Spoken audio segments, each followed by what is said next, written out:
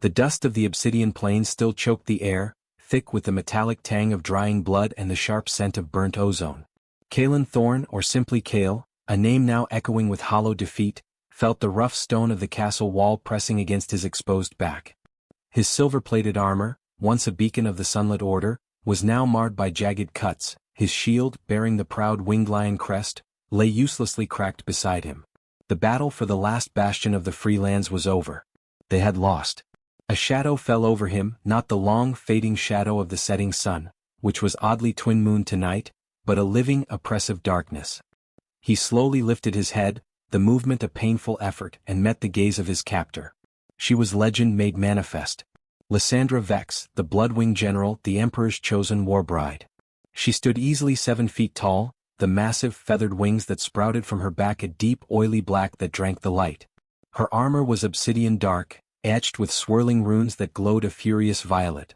She was a vision of lethal elegance, the quintessential pureblood vampire, her skin alabaster white against the crimson trim of her cloak, her eyes glowing with the chilling red light of a predator who had just finished its feast.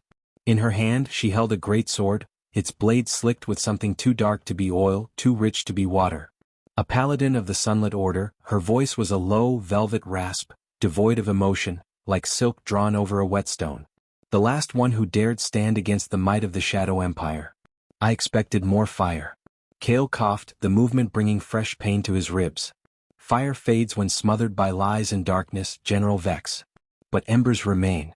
Lysandra only tilted her head, a gesture of cold curiosity. Her gaze lingered, not on his face but on the breastplate of his armor. She reached out a gauntlet finger, the movement surprisingly slow, and traced a barely visible etching near his neck, the seal of the Sunlet Order, a complex, ancient sigil that few outside the highest ranks even remembered. The embers will be extinguished shortly, she stated, her voice hardening. Lord Veridian Vex, my sire, demands a public spectacle. The final light of the old world must be quenched by the new. He has ordered your execution. By my hand. Kael closed his eyes briefly, accepting his fate. Death by the hand of the feared Warbride was a grim honor, perhaps a better end than slow torture. He braced himself, ready to utter one last prayer to the fading sun. Then do it, Kael challenged, meeting her red eyes without blinking. End it and let this pathetic resistance finally rest.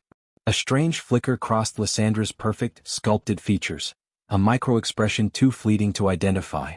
It was not anger nor triumph, but something akin to calculation, or maybe a very old, very faint recognition. She lowered the tip of her sword but did not strike. No, she said, the single word hanging in the heavy air. Kael, expecting the blow, was thrown by the refusal. No. Your emperor commands it. Are you defying him? My emperor commands many things, Lysandra replied, turning her attention to the scattered, groaning survivors of Kael's company. But his wisdom is only as sharp as the tool he employs. You are a paladin of the Sunlet Order, yes, but you are also Kaelen Thorne. She stepped closer, the heat radiating off her dark wings a physical weight. She leaned down, her breath cool and scentless, brushing his ear. The prophecy does not speak of a dead paladin, but a living one bound by the oath of blood. You are a tool and tools must be sharpened, not broken. She straightened up, her gaze sweeping over the handful of armored soldiers of the Shadow Empire who stood nearby, waiting for the command. He is a valuable prisoner. General Vex claims him for interrogation. Take him to the deepest cells beneath the citadel. Double the guards. If a single hair on his head is harmed by anyone other than me, I will personally flay you. The guards flinched, recognizing the deadly seriousness in her tone. They had expected an execution, a quick display of power. Instead they got a sudden, terrifying change of orders. Kael was roughly pulled to his feet, his hands immediately bound in magically reinforced iron chains that sapped the residual light energy from his body. As he was dragged past Lysandra, he struggled to understand. Why had she spared him? Was it a crueler fate than death? His prison was a damp, lightless cavity beneath the Citadel of Dread, the very structure visible in the distance during the battle, a towering monument to eternal night. Days blurred into a heavy, agonizing stillness. The chains never left him. Then on the third night, the door slid open, letting in a shaft of dim, violet light from the corridor. Lysandra Vex stood in the opening, flanked by 2 towering, silent vampire guards. She was no longer in her full battle armor, but wore a simpler, dark leather jerkin and trousers, though her sword remained strapped to her back. She dismissed the guards with a wave of her hand and stepped inside, the door clicking shut behind her. You were meant to die, Paladin, Lysandra began, walking slowly towards him. Her movements were fluid and silent, like water. It would have been simpler, cleaner. But simplicity is a luxury the Shadow Empire can no longer afford. And what luxury does the Empire afford in keeping its greatest enemy alive? Kael spat out, testing the tension in his chains. Lysandra paused a few feet away, her red eyes locking onto his. You were marked, Kaelen. When I saw the runic seal of the Forgotten Sun on your armor, I knew my sire was attempting to destroy the key to his own cage. He has grown careless in his power. A prophecy? Kael scoffed, though the term sent a shiver down his spine. The Sunlet Order dealt in history and tangible power, not the superstitious nonsense of the Dark Realms. The prophecy of the Concord of the Two Moons, she corrected, her voice carrying a deep, ancient weight.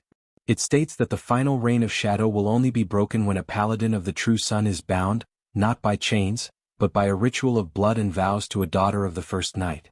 My sire intends to kill you to prevent this union. I intend to use it to destroy him. Kael stared at her, dumbfounded. You mean to use me to overthrow your own emperor? Your sire? My sire is a tyrant whose endless war bleeds this world dry, both the mortal realms and the shadows, Lysandra replied, her gaze distant, filled with an ancient weariness that belied her youthful appearance. I am bound to him by the oath of my bloodline, a curse, not a loyalty. The only ritual that can sever my obedience and break his magical hold over the empire is the oath of blood, a binding ceremony so extreme, so forbidden, that it requires the life force of a paladin and a pureblood. She then uttered the words that truly shattered his reality. The world must believe you are no longer an enemy but a possession. A prize. A husband. You must be elevated from prisoner to consort. The orders for your execution will be nullified by the marriage vows of the Shadow Empire. They will be false, a complete deception for the court, but the magic within them will be real. Tonight, Kaelen Thorne, the last paladin, will marry Lysandra Vex, the Warbride. She stepped forward and knelt, her long fingers touching his bound hands. She wasn't holding a sword but a single ancient, obsidian ring. I was ordered to kill you. But to defeat the shadow I must first marry you. Do you submit to this treasonous vow, paladin? Your life and the fate of the free lands depends on this lie. The silence stretched, broken only by the drip of water from the stone ceiling. Kael looked at the fearsome warrior who was offering him a chance at impossible survival and devastating revenge. A chance wrapped in the terrifying ribbon of a forbidden, deceitful marriage. His mind screamed betrayal, but his heart, the heart of a warrior who refused to surrender, saw a glimmer of that ancient, fading light. I refuse to be a prize, Kaelen finally said, his voice firm despite the weakness in his body. But if this vow can truly be used as a blade against your emperor, then I agree to your terms, General Vex. Let the lie begin. A predatory yet somehow relieved glint appeared in Lysandra's eyes. She stood up, tossing the obsidian ring onto his chest. Good. The ritual begins at dawn. And from that moment you will be known as my husband. Prepare yourself, Kaelen. The real war is about to begin. She turned and left the cell, leaving him alone with the cold iron and the terrible, unbelievable realization that his life was now bound to the creature ordered to end it. The Warbride did not kill him. She married him. The transition from a prisoner facing execution to a supposed groom was jarring, a violent whiplash of fate. Kaelen was not unchained, but his magically reinforced bonds were replaced with cuffs of polished silver, an ironic twist given his paladin oath. They didn't bind him as much as they symbolized ownership. He was scrubbed clean, the grime of battle replaced by foreign heavy silks of the Shadow Empire, deep maroon and black, a mockery of his sunlet orders white and gold. The marriage ritual was a grim, silent affair conducted in the obsidian throne room of the Citadel of Dread. Lord Veridian Vex, the Emperor, sat upon a throne that looked carved from solidified night. He was a creature of immense, chilling power, his eyes twin pools of burning amethyst. Lysandra stood before Kaelen, her expression a mask of cold pride, entirely convincing the assembled court of high vampires, drow generals and Grolak mercenaries. The ceremony was a rapid exchange of arcane phrases in the ancient language of the night. It involved no kisses, no vows of affection, only a brutal, binding exchange of blood. Lysandra pressed a silver stiletto into her own palm, then pressed the bleeding wound against Kaelen's lips. The moment the metallic, sweet blood touched his tongue, a violent, burning sensation exploded in his chest, right where the mark of the Sunlet Order rested. He felt a power, alien and dark, try to integrate with his own light, clashing like steel on stone. He held the pain in, refusing to give Veridian the satisfaction of seeing him break. By this oath of blood, the Paladin, Kaelen Thorne, is bound to the Warbride, Lysandra Vex, as her consort and property. Veridian's voice echoed, resonant and final. His life is now hers to command. Let the union be sealed. The moment the ritual was complete, Lysandra took Kaelen's hand, a hard, professional grip, and led him away. He was now officially inside the belly of the beast. They were ushered into Lysandra's private wing, a sprawling maze of rooms overlooking the blasted landscape. It was opulent but sterile, lined with tapestries depicting ancient victories of the Shadow Empire. As soon as the heavy ornate doors hissed shut, Lysandra released his hand and spun to face him, the mask of the proud consort instantly dropping. The pretense is over, she stated, walking to a massive window where the twin moons cast long violet shadows. You are not my husband and you are not my prisoner. You are my necessary ally. Do not forget that. Hard to forget, given the blood-tasting ceremony, Kael muttered, rubbing his chest where the arcane shock still lingered. What exactly did that ritual do, Lysandra? I felt something trying to steal my soul. She finally faced him, her expression serious. It didn't steal your soul, it intertwined your life force with mine. That is the true power of the oath of blood. While Veridian believes it is a master-slave bond, in truth, it creates an unbreakable connection. If either of us dies, the other's existence is violently severed. This is why I needed you alive. Kael's eyes widened. A suicide pact disguised as a wedding. Brilliant. So you can't kill me and I can't leave you to die. Precisely. It is the only thing strong enough to shield you from my sire's decree. But the bond also has a side effect. It masks your paladin light, hiding you from Veridian's magic. You are now indistinguishable from any other consort in this court, a valuable possession, a trophy. A small, genuine smile, terrifying in its rarity, touched her lips.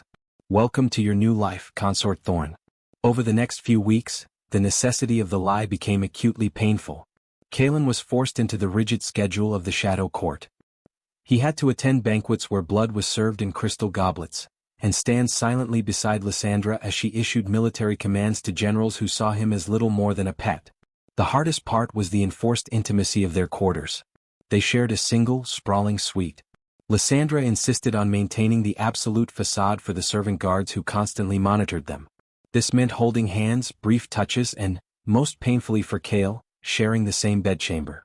You will sleep there, Lysandra commanded on the first night, gesturing to a low velvet chaise lounge near the balcony. The bed is mine. And remember, Kaelen, in public your every gesture must scream devotion. In private she stepped closer, her red eyes intense, it must scream nothing. I do not require affection, only silence and obedience to our true goal. Their conversations were tense. Whispered exchanges only when they were absolutely certain the magical warding of their chambers was active. They were planning a treason, a high-stakes conspiracy, all while pretending to be newlyweds. Your strategy is flawed, Kael whispered one night, during a supposed private dinner, where they ate untouched human food while Lysandra sipped a thin red liquid. You believe this bond will break Veridian's ancient power source, but what is it? A crystal? A scroll? Lysandra pushed her plate away. It is the blood heart of the Citadel. It is not a thing but a place deep beneath us, a pool of pure, concentrated shadow magic that he drains to maintain his immortality and control over his generals, including me. The prophecy states only a true son, you, bound to a first night me, can shine a void upon the heart. Shine a void? That sounds like the kind of riddle meant to get us both killed. All prophecies sound that way until they are solved, she countered sharply. We must find the entrance to the blood heart. It is hidden within the castle's training grounds. Veridian uses the area to test his new recruits, distracting everyone from what lies beneath. Kaelen saw a flicker of hope. Training. Something he understood. If we are to train together, it will look natural. A warbride teaching her human consort how to defend himself. It gives us an excuse to explore that area. Lysandra nodded, a hint of respect in her eyes. Agreed. Tomorrow we begin your lessons, Consort Thorne. But be warned, the lessons will be brutal. You may be my key to freedom, but you are still a human and you are still pathetically slow. The very next day the training began. It was not a romantic, whispered exchange of secrets, but a vicious, exhausting affair. Lysandra moved with the impossible speed of a pureblood, her strikes precise and merciless. She used a darkened steel blade, while Kaelen was given a heavy wooden training sword. She didn't teach him to fight like a paladin, she taught him to fight like a shadow, how to use the weight of his fear, the blindness of the dark and the shock of unexpected movement. You rely too much on the sun's strength, she snapped, driving him back with a swift kick that rattled his teeth.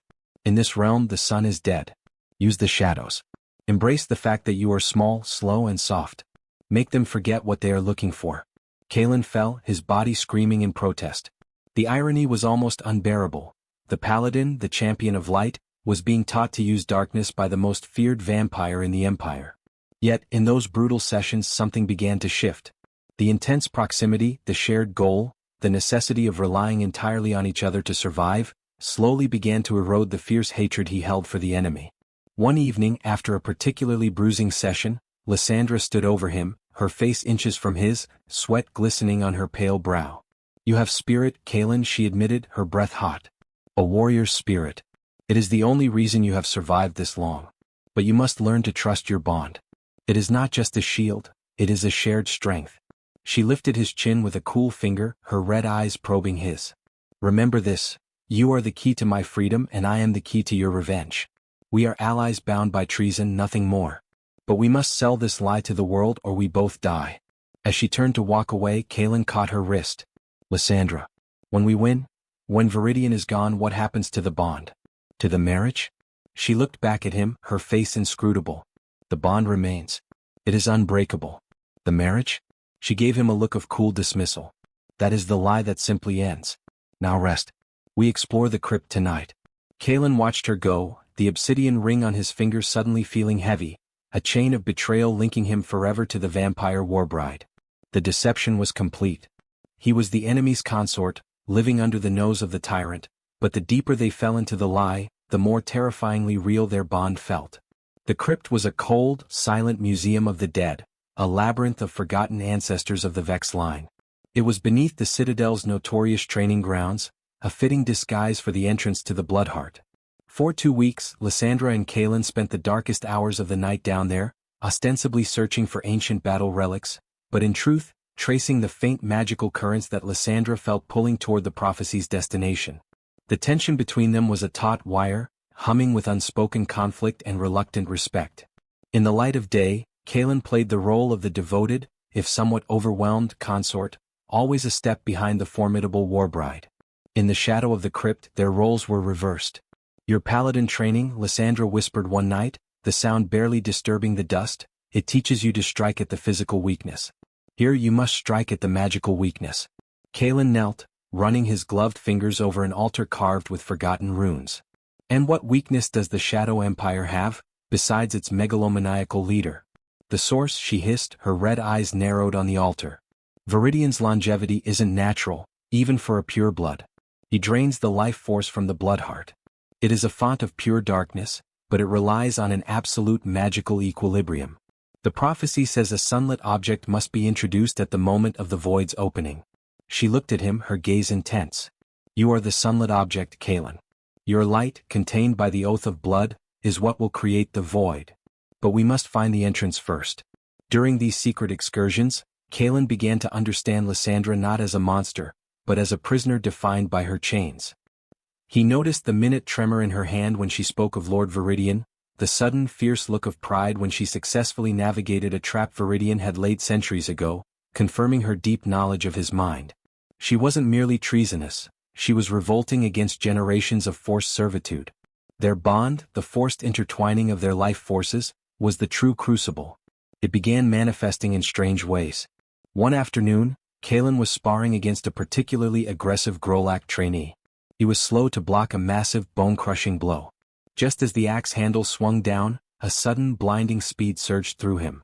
He moved like lightning, twisting out of the way and delivering a counterstrike with impossible precision. He was not just faster. He had moved with Lysandra's signature grace. Later, in their chambers, she found him panting, clutching his side. What happened in the arena, Kaelen? She demanded, her voice flat, but her eyes held a spark of surprise. You moved like a Vex pureblood. It was reckless but effective. I don't know, he confessed. One moment I was going to be flattened, the next, it was like you took the wheel. I felt your speed, your instinct. Lysandra walked towards him, her brow furrowed. The bond is deepening faster than I anticipated. The oath of blood is blurring the line between us. Our senses, perhaps even our physical attributes, are merging. When you felt that surge of speed, did you feel anything else? Kaelen hesitated, the memory vivid. Along with the speed, he had felt a wave of icy, ancient loneliness and a blinding, searing anger, emotions that were too profound and too terrifying to be his own. I felt rage, he finally admitted, and a cold emptiness. It passed instantly, but it was powerful. Was that your emotion? Lysandra flinched, a rare, uncontrolled reaction. She turned away quickly, composing herself. The bond is a two-way conduit, Paladin. Do not concern yourself with my history. It is irrelevant. It's not irrelevant if it's flooding my mind, Kaelen argued, standing up and closing the distance between them. This was the most vulnerable he had ever seen her, and he pushed the boundary. What did Veridian do to you, Lysandra? Why this desperate treason? She stopped by the window, staring out at the twin moons. He took everything. My true name. My life. My choice. He made me his warbride to bind other vampire clans to him, not by love, but by fear of the power I wielded for him. He controls my very heartbeat through an ancient Vex Heirs. When we break the blood heart, his control over me dies with it. That is my true mission.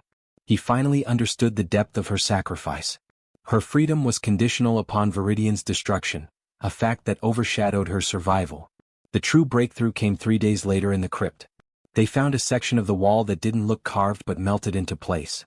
As Lysandra attempted to apply a dark counterspell, Kaelen instinctively placed his hand on the wall and channeled the faintest residual light from his sunlet order seal. The wall didn't dissolve or blast open. It simply vanished, leaving a tunnel of smooth black glass leading downwards. It required both, Lysandra breathed, her voice filled with triumph. My shadow magic to initiate the phase shift, and your light to stabilize it. The prophecy is literal. The sun and the shadow must operate as one. The tunnel led them to a circular chamber. In the center, suspended over a glowing, swirling crimson pool, was an enormous, pulsating orb of black crystalline matter. It looked like a gigantic, inverted heart, pumping darkness into the very foundations of the citadel. This was the blood heart of the citadel. There it is, Lysandra whispered, her wings twitching with nervous energy. The source of his power. The chamber of the void's opening. But as they surveyed the chamber, Kaelen noticed something else. On the opposite side of the chamber, carved into the stone, was an inscription. He knew the script. It was the ancient language of the First Sun, the foundational text of the Paladin order. Lysandra, who only understood the language of the night, watched Kaelen as he read the translation in his mind. The blood heart, forged in the first night, cannot be shattered by mere force. It is the vessel of the Vex Heirs and the key to the eternal reign. The only path to the void's opening is the true vow, a willing sacrifice of light to bind the shadow forever, and only then shall the blood heart yield its power to the heir of the union. Kaelen's blood ran cold. He looked at Lysandra, who was eagerly waiting for his interpretation. The prophecy wasn't about simply destroying Veridian, it was about replacing him. And the oath of blood was not a fake marriage for protection. It was the true vow required to take control of the blood heart. Lysandra hadn't just saved his life, she had unknowingly made him part of a ritual to inherit the ultimate shadow power. The true treason was not against Veridian, but against his own light. What does it say, Kaelen? Lysandra urged, her eyes gleaming with anticipation. Kaelen took a deep breath, the heavy knowledge of this ultimate betrayal settling in his soul. He had promised to lie for revenge, but this lie was bigger, darker, and final. He could not tell her the truth yet. If she knew the full stakes, the plan might fail. It confirms the timing, Kaelen lied smoothly, channeling the very deception she had taught him. It says the blood heart is at its weakest during the convergence of the twin moons, which is 3 nights from now. We need to be ready. Lysandra nodded, satisfied. 3 nights. Then we end his reign. They left the chamber, but Kaelen carried a terrifying secret back into the citadel. He wasn't Lysandra's consort. He was her unwitting pawn in a game for the control of the entire Shadow Empire. And their oath of blood, their fake marriage, was the absolute true vow that made them the co-heirs to the darkness. The sun and the shadow were no longer training partners. They were unknowingly bound co-conspirators against the entire moral order. The Citadel of Dread was a cage built of stone and shadow, and Kaelen knew that even the thick layer of deception provided by the Oath of Blood was starting to crack. He had spent the last 3 days moving through the court with a forced smile and a terrifying secret. Their planned sabotage was actually an ascension ritual. He had to be careful. The deeper he and Lysandra were linked, the more their true emotions bled through the bond. He could feel her growing anxiety and she, he suspected, was starting to sense his conflicted, buried terror. Their opportunity came on the night of the convergence of the twin moons, the night the Bloodheart was predicted to be at its weakest. The court was distracted by a massive, ritualistic banquet, a night of decadence designed to celebrate Veridian's immortal reign. Lysandra, in a stunning gown of black velvet that complemented her wings, stood beside Kaelen at the Emperor's dais. She whispered instructions under the din of the music. The Bloodheart is directly beneath the throne room. We will wait for the final toast. That is when Veridian is most magically focused. As Lord Veridian Vex stood, raising a goblet of shimmering, crimson liquid, a sudden sharp pain flared in Kaelen's chest. It was not the ambient magic of the bond, it was a physical intrusion, a freezing spike of fear that felt entirely Lysandra's. He knows everything. Get out. The thought was so loud and panicked in Kaelen's mind that he nearly stumbled. Lysandra's mask remained perfect, but her hand, resting lightly on his arm, was shaking slightly. Veridian did not immediately drink. Instead, his amethyst eyes, normally cold and distant, focused with chilling intensity on his Warbride and her human consort. My esteemed daughter, Lysandra, Veridian's voice boomed, carrying effortlessly over the crowd. And my trophy consort Thorne.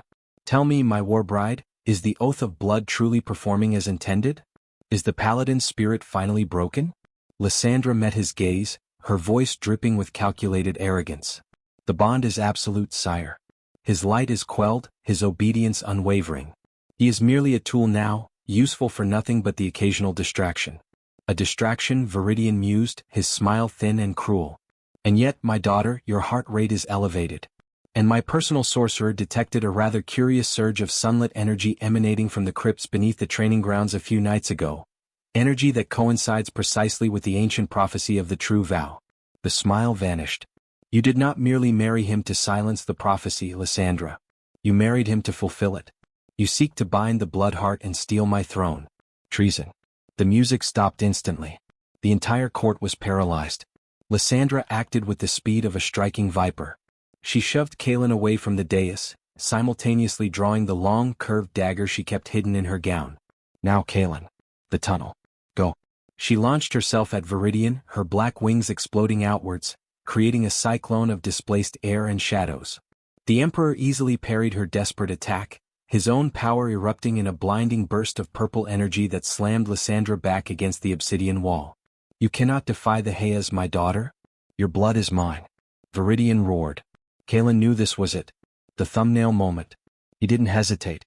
He dashed past the stunned vampire guards towards the hidden passage near the grand staircase, knowing Lysandra had bought him mere seconds. He felt a searing emotional agony through the bond. Lysandra was not just fighting for her life, she was wrestling with a magical compulsion, the Vex Heirs, that physically commanded her obedience to her sire. He reached the hidden panel, reciting the arcane phrase. The wall shimmered open, revealing the tunnel to the crypt. But as he looked back, the guards were recovering. They were converging on Lysandra, who was barely holding her own against her father's magic and his personal assassins. He could not leave her. Kaelen drew the only weapon he had, the heavy, ceremonial longsword he wore as part of his court attire. It was not his blessed paladin sword, but it was steel. He charged back into the chaos, plunging the long blade into the armored chest of the first vampire guard to reach Lysandra. The blade shattered against the creature's dense magic, but the shock gave Lysandra the opening she needed. Idiot! I told you to run. She shouted, though her voice was laced with a strange mixture of fury and relief. She grabbed him by the arm, her immense strength dragging him backward. We go together. The bond, remember? He gasped, his heart hammering. Then move. They sprinted towards the opening tunnel, the entire court erupting behind them. Veridian, incandescent with rage, was already leveling a destructive spell. You will not escape the citadel of dread. As Kaelen and Lysandra tumbled into the black glass tunnel, Veridian unleashed the spell, a torrent of pure shadow. Lysandra twisted, her large black wings spreading to shield Kaelen entirely. The spell hit her back with the force of a thunderbolt. A cry of pure agony ripped through the bond and straight into Kaelen's mind. He saw a flash of vivid, excruciating pain, the feathers of her wings smoking, the armor on her back melting. The shock was so immense that Kaelen felt his own strength drain away, the symbiotic relationship of the oath of blood momentarily turning fatal. They crashed out of the tunnel and into the crypt chamber. Lysandra was breathing hard, her wings twitching weakly.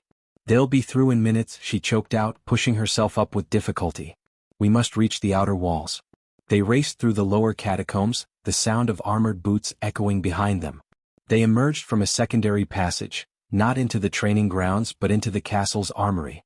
"Take a weapon," Kaelen, Lysandra commanded, pulling a wicked-looking sword from a rack. "Now you fight for real."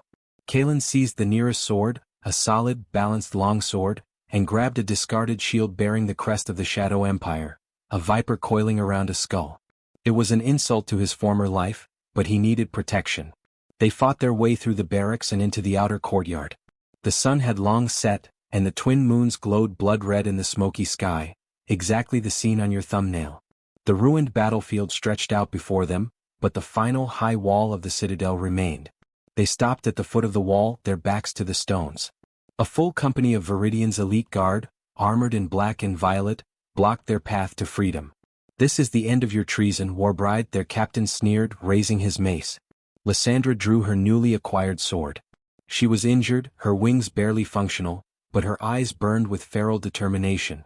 Kaelen stepped forward, raising his stolen shield, aligning himself with the vampire general. They stood side by side, the Paladin and the Pureblood, the sun and the shadow, united not by love, but by the desperate oath of blood and a shared, final enemy. "The vow is broken when one of you is falls," Lysandra murmured, almost too low to hear. "We fight as one, Kaelen. Or we die as one."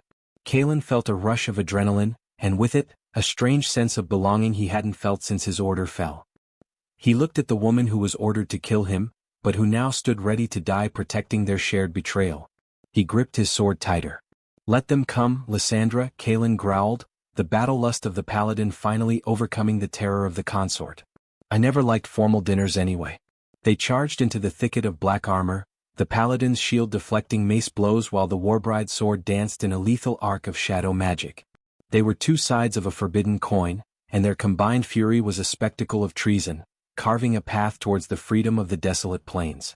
They were running, but they were running together, their lives inexorably bound by the price of their desperate lie. The pursuit was relentless. Kaelen and Lysandra fought their way out of the citadel's walls and into the desolate, smoldering ruins of the plains. They had bought their freedom with steel and blood, but Lord Veridian Vex was not one to let treason go unpunished. His forces, led by his most loyal and ruthless general, Zarek, tracked them across the blackened earth. They spent the next day running, hiding in shadowed canyons, pushing their symbiotic oath of blood to its limits. The bond was now a constant, powerful presence. Kaelen felt Lysandra's pain from Veridian's blast, a deep, persistent ache in his own back, and Lysandra experienced Kaelen's crushing exhaustion, the desperate need for sunlight and rest that she, as a vampire, did not require. "We cannot outrun him," Lysandra finally conceded, leaning against a jutting piece of rock, her breath ragged. "Veridian has legions and the Vex Heirs is draining my will. It is a slow death for both of us." "Then we stop running," Kaelen declared, wiping the grime and blood from his face. His stolen armor felt heavy, but the shield bearing the Shadow Empire's crest felt like a necessary defiance. "We go back to the source. The Bloodheart is our only chance, Lysandra. The convergence of the twin moons is tonight." He then did something Lysandra didn't expect. He revealed the final, terrifying secret of the prophecy. "I read the full inscription in the chamber," Kaelen confessed, meeting her red gaze with his own weary blue one. "The true vow isn't meant to destroy the Bloodheart. It's meant to bind it.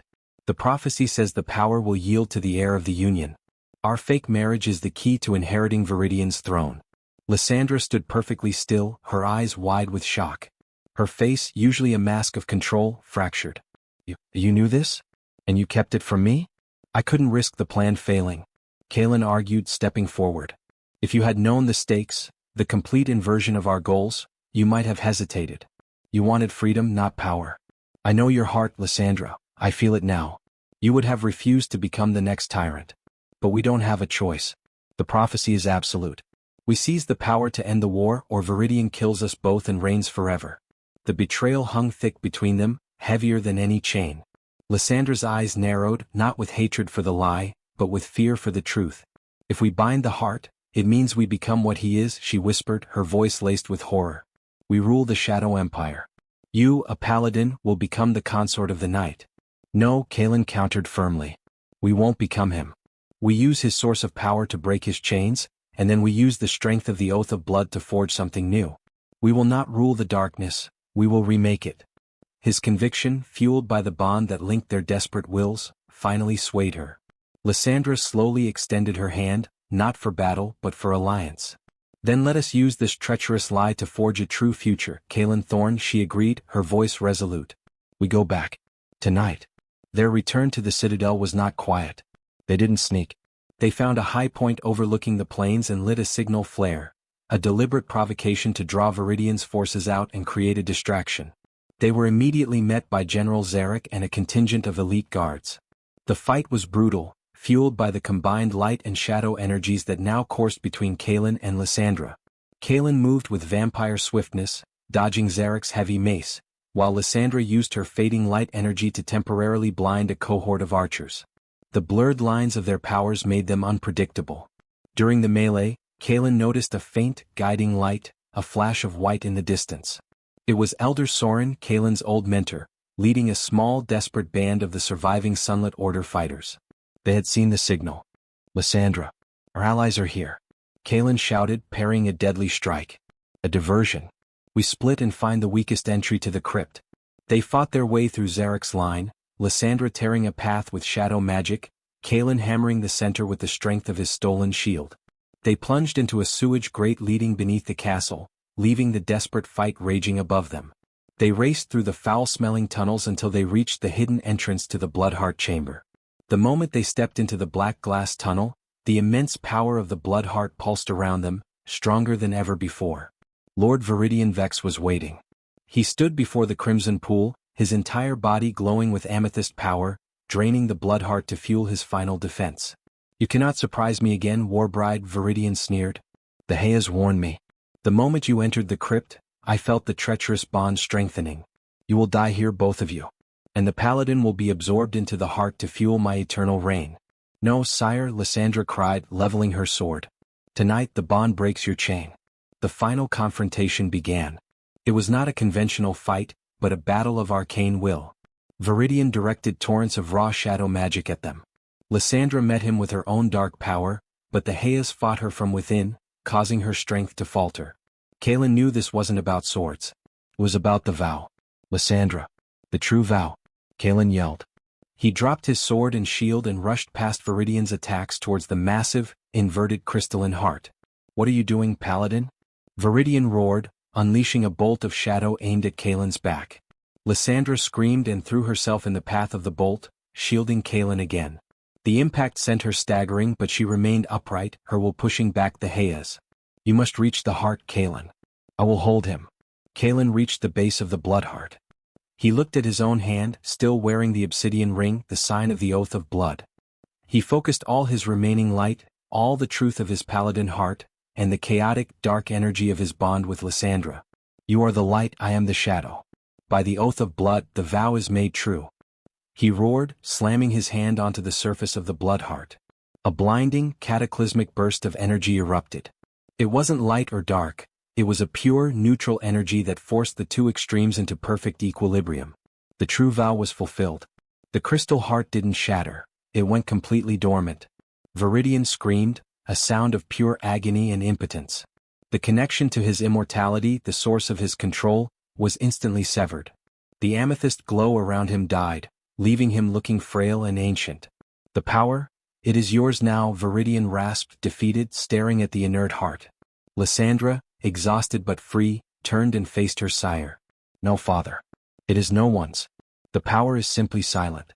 Kaelen's body was shaking, but the terrifying power of the Bloodheart flowed into him, filtered through the true vow. He felt the urge to command, to dominate, to reign. The power of the Shadow Empire was his. But then he felt the counterforce, Lysandra's will, strong and true, channeled through the bond. Together they smothered the darkness. Lysandra walked up to Veridian, and for the first time she was truly free. She didn't kill him. She simply severed the final physical piece of the Heirs that still bound him to the citadel. You are stripped of your power, Veridian. You will live as a mortal. The Shadow Empire is over. The war ended not with a human victory or a vampire defeat, but with a compromise. The two moons, now visible through the broken ceiling, shone down.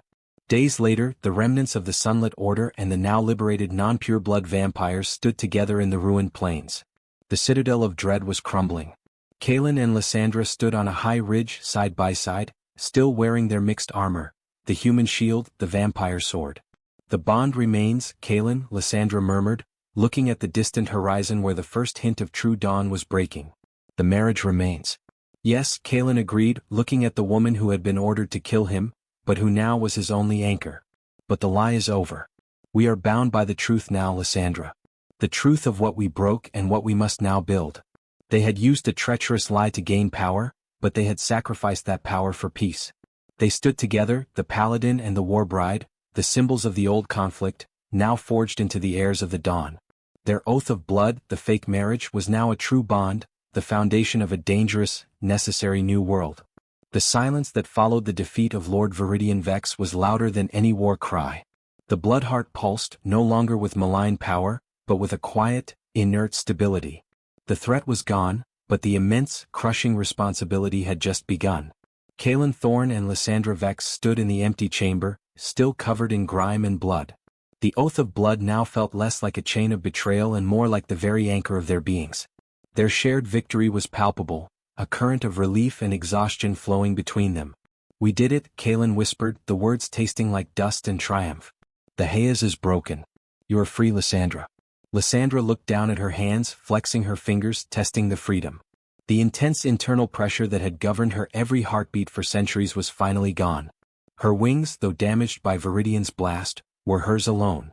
"Freedom is heavy, Kaelen," she replied, her voice low. "Veridian is defeated, but the Shadow Empire is still standing. We didn't destroy it, we just decapitated it. The court, the armies, the liberated slaves, they all need direction. They need a ruler. They have one," Kaelen said, meeting her eyes. "The heir of the Union. You are the true Warbride, Lysandra. The other purebloods will yield to you. And what about you, Paladin?" she challenged. "You bound the Bloodheart. The strength of the Sunlet Order is necessary for the stability. You are the consort of the night, Kaelen. Your place is beside me, or this new reign will fail before it begins." Kaelen felt the deep conflict of that truth. He was the champion of light, now bound to the ultimate source of shadow. But the needs of the broken world outweighed his oath. The war had to end. "Then we will rule together," Kaelen agreed, placing his hand over hers. "Not as tyrants but as a bridge. We are the dawn, Lysandra." They ascended from the crypts, their appearance in the devastated courtyard silencing the skirmish between Elder Soren's ragged human remnants and the remnants of Veridian's forces. Elder Soren, Kaelen's wizened mentor, rushed forward, his face etched with concern, then disbelief. "Kaelen, you live. But, beside the Warbride? What dark magic is this?" "The dark magic that ended the war," Soren, Kaelen stated, his voice ringing with authority he hadn't known he possessed. He stood beside Lysandra, a united front. "Lord Veridian Vex is defeated. The Bloodheart is silenced. Lysandra and I are now the rulers of the Shadow Empire, dedicated to establishing peace." A roar of outrage erupted, not from the humans, but from the ranks of the surviving vampires. General Zarek, a brute of a general loyal only to the idea of pureblood domination, pushed his way to the front. "Treason. The Warbride is a traitor and bound by a false vow." Zarek snarled, leveling his mace at Lysandra. "And the Paladin is a slave and a pawn. We will not bow to a broken oath and a human consort." "The oath is not broken," Zarek, Lysandra commanded, her voice suddenly amplifying, infused with the subtle, resonant power of the silent Bloodheart. "It is fulfilled. The oath of blood is the true vow.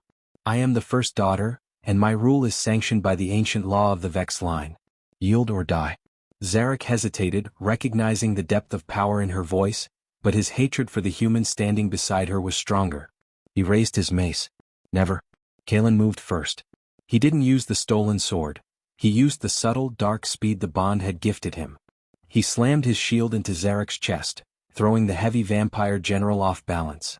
Lysandra followed instantly, her blade carving a precise, non-fatal wound across Zarek's arm. A clear demonstration of dominance, not bloodlust. "He does not die today," Lysandra announced, stepping over the groaning general. "But he will serve. The Shadow Empire will learn discipline. General Zarek, you are bound to my service. Resist and the next blow will be mortal." The display was enough. The other generals, terrified of Lysandra's ruthless competence and the strange power of the Paladin who fought like a shadow, knelt one by one. The Shadow Empire had a new leader, and her power was terrifyingly absolute. But the real struggle was with Elder Soren. Kaelen, Soren whispered, pulling him aside while Lysandra dealt with the kneeling generals. Your oath to the Sunlet Order. You swore to destroy the darkness, not to rule it. This bond, this true vow, what exactly did you do in that chamber? Is your soul compromised? My soul is intact, Soren, Kaelen assured him, though the doubt was a heavy weight. I bound the blood heart, I didn't drain it. It is inert. The war is over.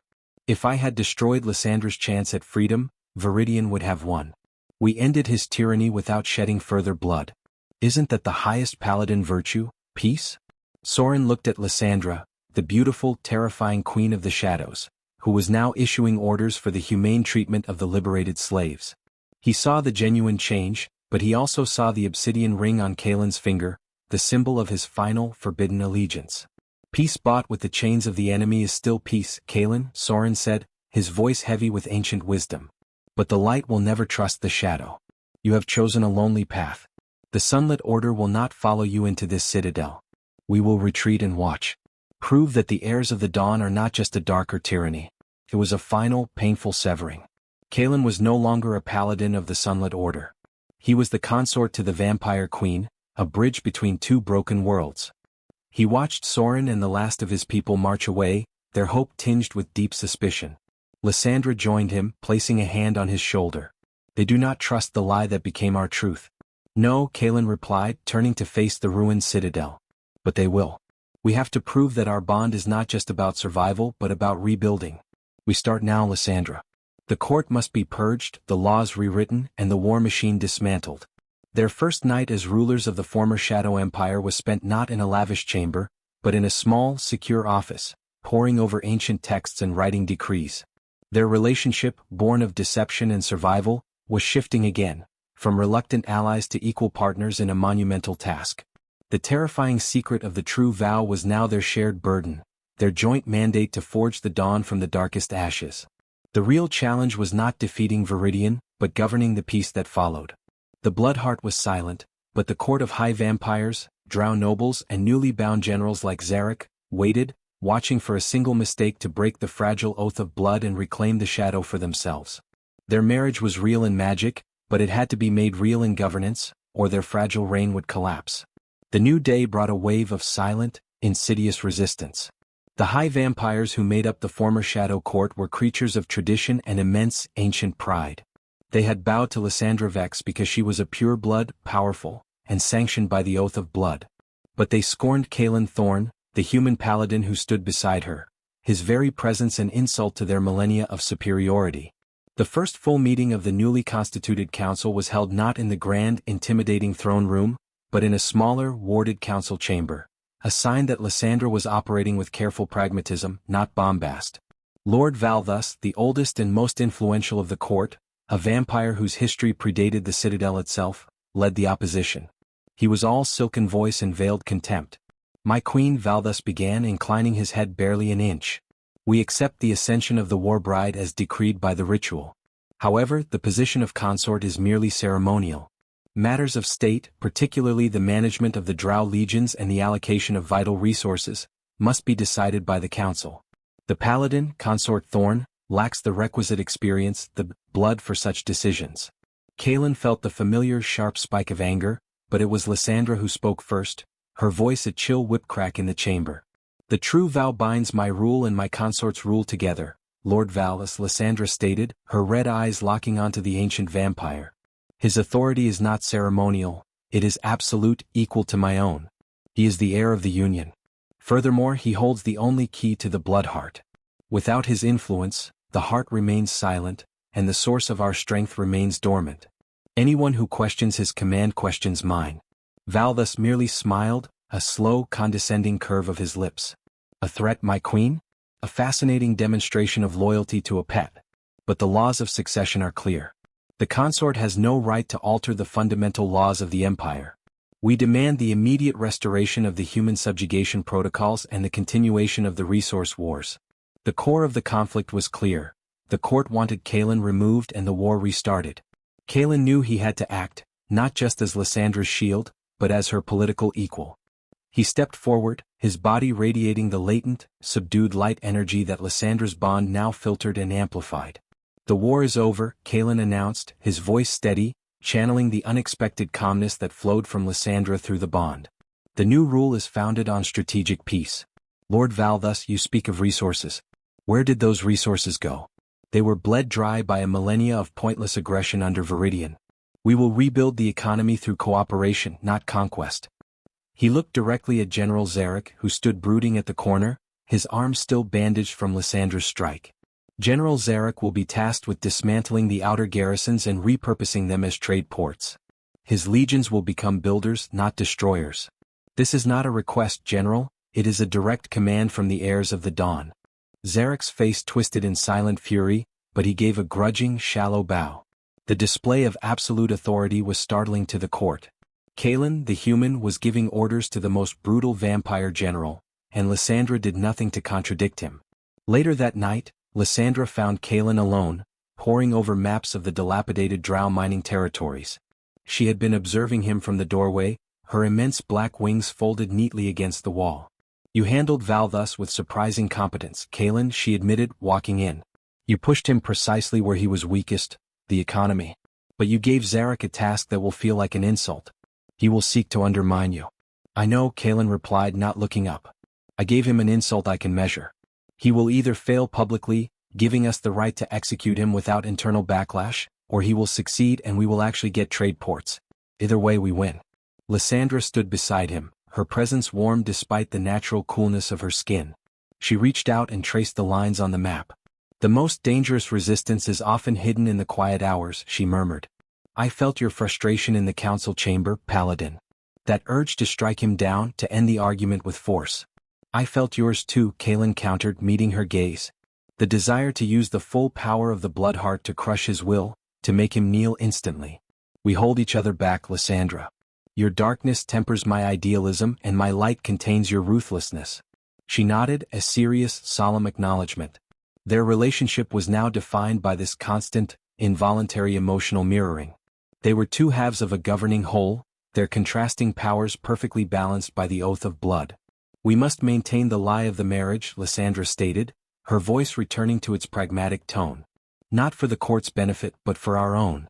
The high vampires respect only power and absolute possession. Our unity must be flawless." She then did something she rarely did outside of enforced court appearances. She took his hand. It was a gesture of political necessity, but the contact sent a familiar low hum of energy through their bond, a silent reminder that they were linked by something far deeper than mere political convenience. "We need a public display," Lysandra continued, her red eyes focused on the political requirement, not the personal intimacy. "A state visit to the captured human territories. A demonstration that the Paladin consort is not a prisoner but a bridge. And that the Warbride is now a queen of peace." Kaelen looked at the hand that had tried to execute him, the hand that now offered him partnership and a future. He squeezed it once, firmly. "The human territories will not welcome you, Lysandra," Kaelen warned her. "They know you as the Warbride, the butcher of the free lands. The suspicion from Soren's people will be the least of our problems. Then we will face it together," she said, her voice dropping to a near whisper. "They must see that the sun and the shadow are no longer at war. That is the only way this fragile dawn will survive." The challenge was not over. The greatest threat to their new reign was not an army on the outside, but the ancient hatred simmering within the citadel, a hatred that could shatter the fragile bond of the true vow if either Kaelen's light or Lysandra's shadow dominated their shared rule. They had overthrown a tyrant, but they now had to manage the tyranny of the past. The journey to the former free lands, now grimly known as the border territories, was fraught with political peril. Lysandra Vex rode a magnificent, armored shadow steed, her black wings catching the weak, twin-mooned light. She wore her full general's armor, not to intimidate but to communicate strength. Kaelen Thorne rode beside her, clad in his tarnished paladin armor, the viper-crested shadow shield strapped to his saddle, a deliberate mix of the past and the necessity of the present.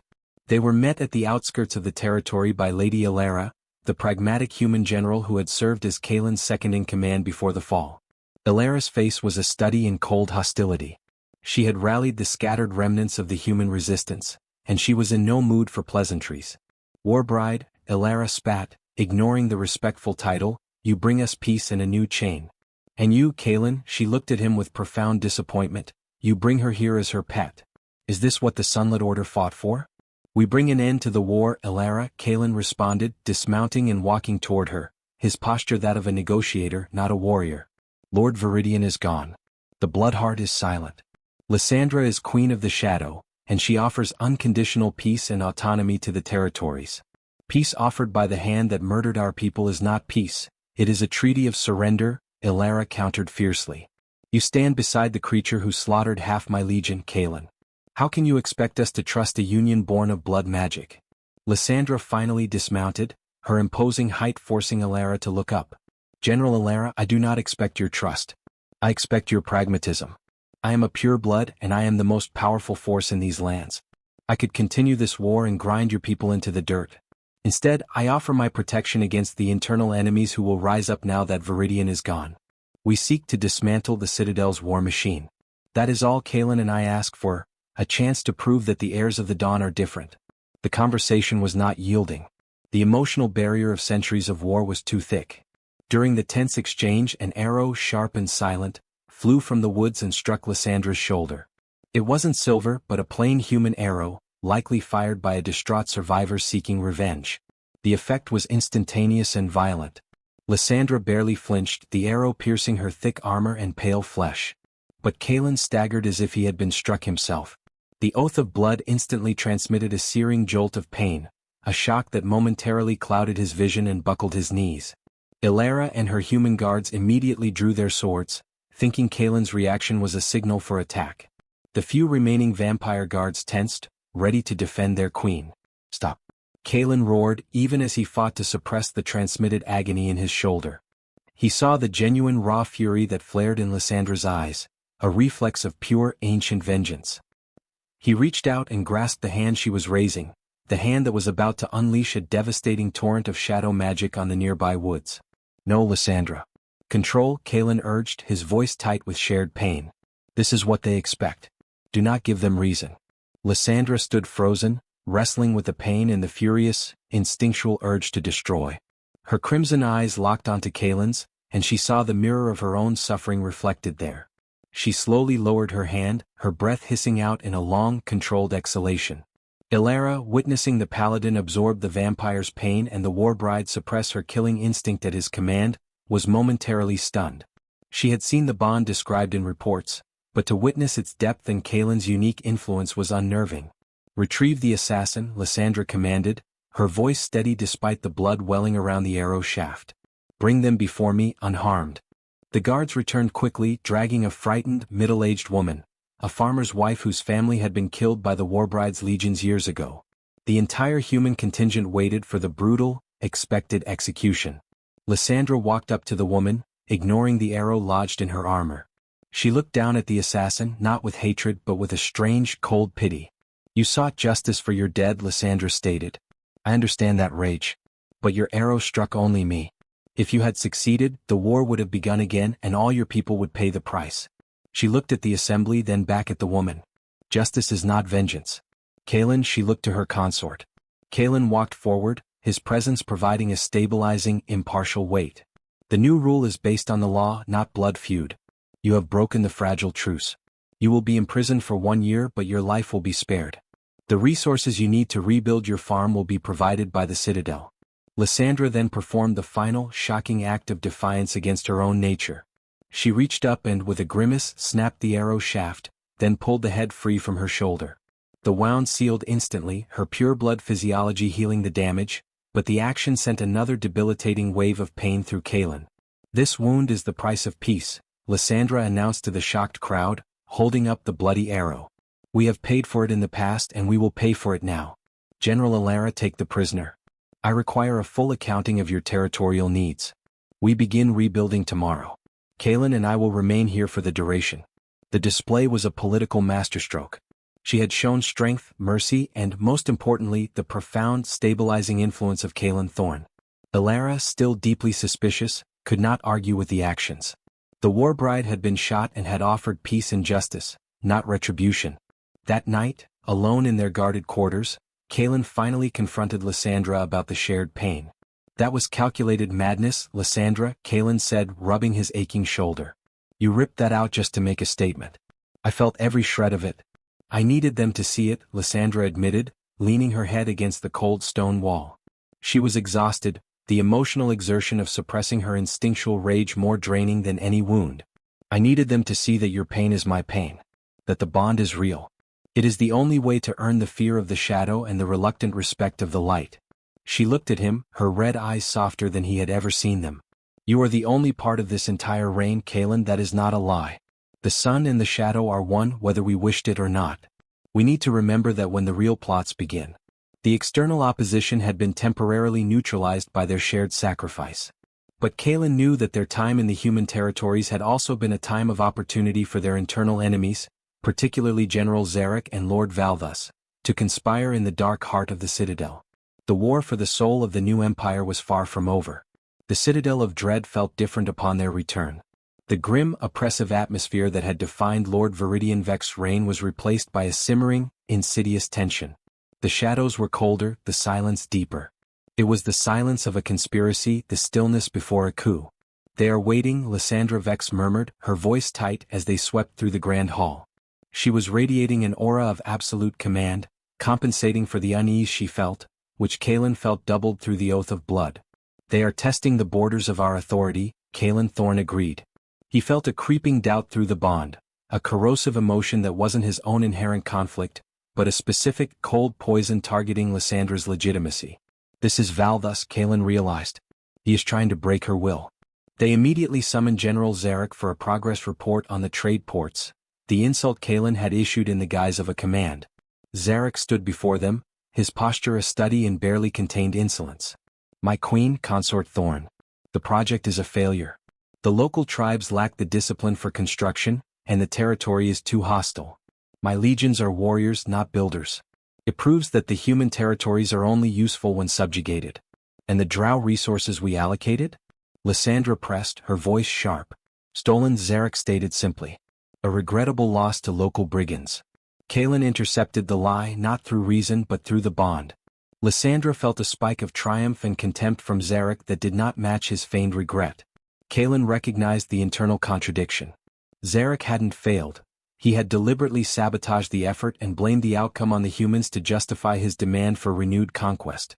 The resources were not stolen, General, Kaelen corrected, stepping forward. His voice was calm, a direct challenge to the general's lie. They were diverted. Your ledgers show a transfer to Lord Valthus's personal vaults. We gave you an opportunity for peace, General. You chose treason. Zarek paled, shocked that Kaelen, the human, had seen through his complex deception so quickly. The bond allowed Kaelen to track the emotional intent of the lie, not just the logical flaw. Lysandra, now armed with Kaelen's certainty, unleashed a bolt of focused dark energy that slammed Zarek against the wall, but stopped short of killing him. You will be imprisoned, Lysandra commanded, her voice vibrating with cold fury. Your rank is stripped.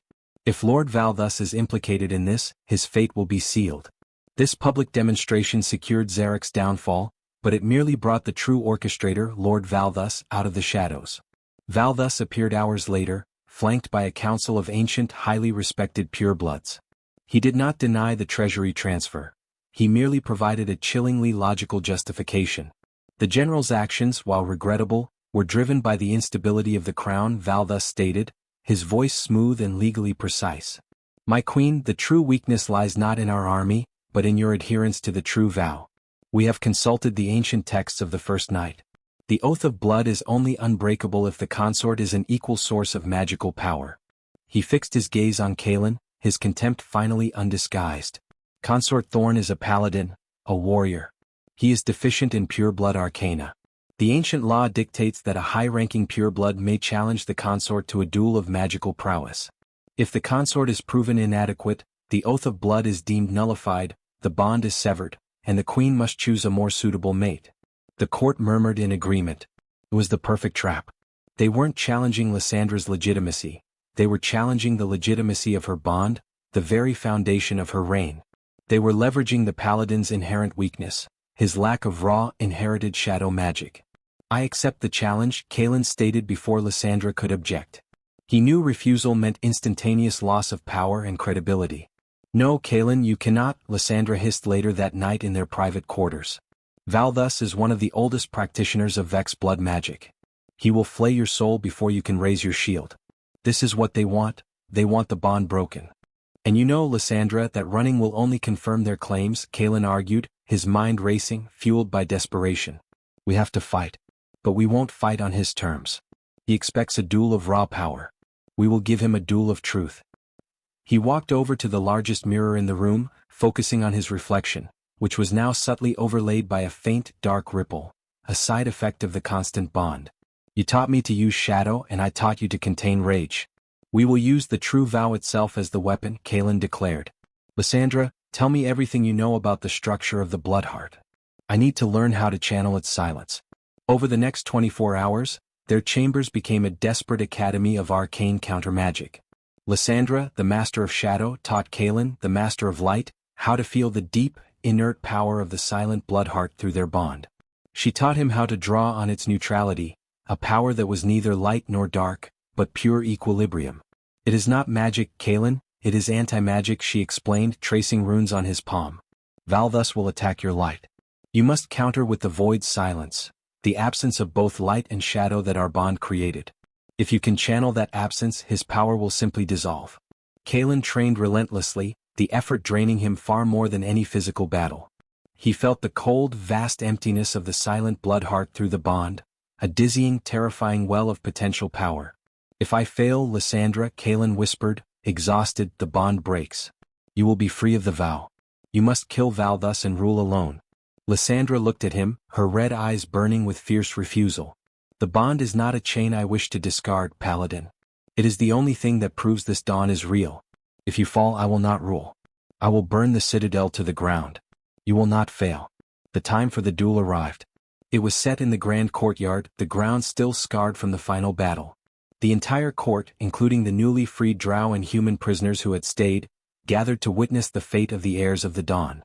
Lord Valthus stood opposite Kaelen, clad in ceremonial armor, his hands already crackling with dark, ancient power.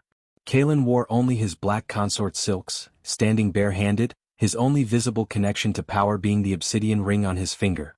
Valthus smiled, a confident, deadly sneer. The paladin comes to his end naked and unarmed. My queen, watch closely as I sever this pathetic chain. Kaelen met his gaze, the vast, chilling silence of the blood heart thrumming in his soul, filtered and contained by Lysandra's constant presence through the oath of blood. The duel for their survival and for the future of the new empire was about to begin. Kaelen knew he was about to risk his life on the most terrifying lie of all, that a paladin bound to a vampire queen could wield the power of silence. The courtyard was hushed, the only sound the rustle of Lysandra Vex's wings as she watched from the temporary dais. The entire shadow court, a sea of calculating faces, fixed their attention on Kaelen Thorne, the human paladin who stood unarmed before Lord Valthus, the master of ancient blood magic. Valthus wasted no time on ceremony. He raised his hands and the very air around him darkened, coalescing into twin spheres of pulsating violet power. You were a fool to accept, Paladin. Your light is a candle, my shadow is the infinite night. Vex Arcana, drain of the sun. The violet spheres shot toward Kaelen, designed to not just strike, but to violently extract and extinguish his inherent sunlet energy, thereby breaking the oath of blood. Kaelen braced himself not to defend but to channel. He reached deep within, not for the light he was sworn to, but for the profound absence he had bonded with, the inert, stable neutrality of the silent blood heart. He focused on the chilling emptiness, drawing its void silence through the true vow that linked him to Lysandra. As the twin spheres of dark power neared him, Kaelen unleashed the silence. It wasn't a blast but an instantaneous consumption. The violet magic hit a field of pure nothingness and simply vanished, like water poured into dry sand.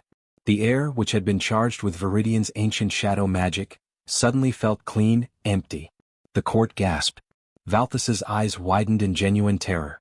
He had expected resistance, a desperate shield of light, but he had encountered a power he didn't recognize, a power that nullified his own. Impossible. Valthus shrieked, his composure shattered. What sorcery is this? You wield neither light nor shadow. I wield equilibrium, Valthus, Kaelen stated, his voice resonating with an authority that surpassed his mortal frame. He felt Lysandra's fierce pride and focus flow through the bond, stabilizing the dizzying energy he was channeling. The Oath of Blood has given me access to the Bloodheart's silence. Your magic, born of imbalance and conflict, cannot survive the truth of peace. Valthus threw spell after desperate spell, shadow bolts, blood curses and binding runes. Each one slammed into the field of silence. Kaelen projected and vanished without a trace, leaving Valthus exhausted and terrified. The ancient vampire knew he was losing not just the duel but his life. In a final desperate act, Valthus turned his magical focus toward the dais where Lysandra stood. If I cannot break the consort, I will sever the queen. Severing Hex of the First Night. This spell was aimed not at Lysandra's body, but at the Oath of Blood itself, intended to rip the true vow from her life force. Kaelen moved instantly. This time he didn't rely on the void silence alone. He used the lightning speed and dark instinct gifted by the bond, blurring across the courtyard to place himself directly in front of Lysandra. The hex hit him square in the chest. The pain was unlike anything he had felt, a grinding, tearing force attempting to pull his soul away from the stabilizing anchor of the bond. He screamed, the agony echoing through the Oath of Blood, slamming into Lysandra's mind like a physical blow. Lysandra staggered, clutching her head, but she did not fall. She saw Kaelen's sacrifice, the total faith he placed in their bond. Her immense will surged through the connection, reinforcing his shattered defense. The vow is unbreakable. Lysandra roared, unleashing her own channeled power, not destructive shadow but a wave of pure, concentrated Vex authority. The combined force of their will, Kaelen's defiant silence and Lysandra's commanding authority, hit Valthus, who was already depleted. The ancient vampire collapsed, not dead, but completely stripped of his magical capability, reduced to a trembling mortal state. Kaelen sank to his knees, his body shaking, his breath coming in ragged gasps. He was protected, but the cost had been staggering. Lysandra rushed to him, kneeling instantly, her hands cupping his face. "Kaelen, you fool. You risked everything." Her eyes, usually cold crimson, were now blazing with a raw, fierce emotion that transcended political necessity. It was unadulterated relief and fear for his life. We won, Lysandra," Kaelen whispered, feeling the strength of her touch flow through the bond, knitting his fractured energy back together. She stood up, holding her consort, still radiating the power that had just defeated the court's strongest conspirator. She looked at the terrified assemblage of purebloods. "Lord Valthus is stripped of all power and rank," Lysandra commanded, her voice ringing with finality. "He will be exiled, never to return. Let this be a testament to the fact that the true vow is not a chain of weakness, but an unbreakable dominion. The heirs of the dawn rule by absolute authority. Question it again and you will share his fate." The court, witnessing the utter humiliation of Valthus and the terrifying resilience of the Oath of Blood, finally and completely yielded. General Zarek, watching from his makeshift prison window, saw his last hope of overturning the reign crumble. The internal threat was neutralized. Lysandra and Kaelen walked back into the citadel, their alliance sealed by the greatest test of their bond.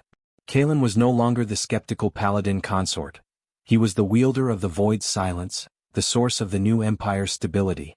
And Lysandra was no longer just the Warbride. She was the queen of authority, fiercely protective of the human who anchored her reign. The external threats were waiting, the human resistance still distrustful, but their internal control was absolute. Their forbidden marriage was no longer a lie told to survive. It was the core truth of the fragile new world. They had won the war for the citadel, but the greater battle, the one for the soul of the empire, was just beginning. The defeat of Lord Valthus brought silence to the Shadow Court, but the world outside the citadel screamed with need. The true magnitude of Veridian Vex tyranny was revealed not in battle scars, but in the devastation of the land. Entire forests were choked by shadow blight, rivers ran thin and polluted, and the infrastructure of the former free lands was non-existent. Lysandra Vex, the Warbride turned queen, was used to waging war with speed and decisive force. Peace, she discovered, was a slow, frustrating grind. She had set General Zarek, now under strict magical control, and his legions to work rebuilding the shattered roads and fortifying the border against rogue Grolak raiders. Yet, Kaelen's input was constantly needed. "This is inefficient," Lysandra declared one afternoon, hovering over a map of the devastated agricultural belt. Her frustration was palpable, a sharp, cold spike of annoyance that momentarily clouded Kaelen's focus through the Oath of Blood. "My legions can move a mountain in a week. They are rebuilding a single granary in a month. Why this sluggish pace?" Kaelen Thorne, seated across the massive obsidian table, rubbed the bridge of his nose. He had barely slept, his days consumed by logistical nightmares and diplomatic communication with the increasingly cautious border territories. Your legions are vampires, Lysandra, Kaelen explained patiently for the 10th time. They are powered by shadow and speed, but they lack the patience and the understanding of mortal construction. They build for eternity and darkness. Humans need warmth, flow, and temporary solutions. We need architects and engineers, not conquerors with hammers. The friction was a natural consequence of their disparate natures and the demands of their new rule. Kaelen had the practical knowledge of mortal survival. Lysandra had the absolute authority and magical means. They were constantly correcting each other, a forced duality that was the only way forward. Their biggest challenge came from the external leader, Lady Elara. The general of the human resistance refused to allow the vampire, shadow builders deep inside her established communities. "We accept your protection against the raiders, Warbride," Elara stated during a tense holographic conference, her image shimmering with suspicion. "But we do not allow your people near our farms or our children. We will rebuild our own. You will provide the necessary metals and grain that your former empire looted." Lysandra's patience snapped. She slammed her fist onto the table, the sharp, dominating energy briefly overwhelming the bond. "I am offering my most effective legions, General. Your people starve while you cling to pathetic prejudice." Kaelen intercepted the escalation instantly. "Lysandra, stop. Elara, your terms are accepted. The Citadel will provide the steel, the stone, and the necessary seed grain. No shadow builders will cross the established border without your personal authorization. But we require one concession. You will designate a small, secure zone for one of our liaison officers to oversee the resource transfer and prevent theft." Elara's gaze traveled between the furious queen and the calm consort. She saw Kaelen's weary conviction and Lysandra's reluctant withdrawal. The bond was clearly working, tempering the shadow. "I agree to the liaison," Elara finally conceded, her voice cold. "But it will be Elder Soren or no one. I will only deal with a man who has not pledged his soul to the night." The request hit Kaelen with the force of a punch. Elder Soren, his former mentor, had explicitly withdrawn the Sunlet Order's support. He was deliberately being asked to leverage his deepest allegiance for political gain. Lysandra, seeing the distress in Kaelen's mind through the bond, spoke for him. "The request is noted, General Elara. We will attempt to secure his service. The rebuilding begins now."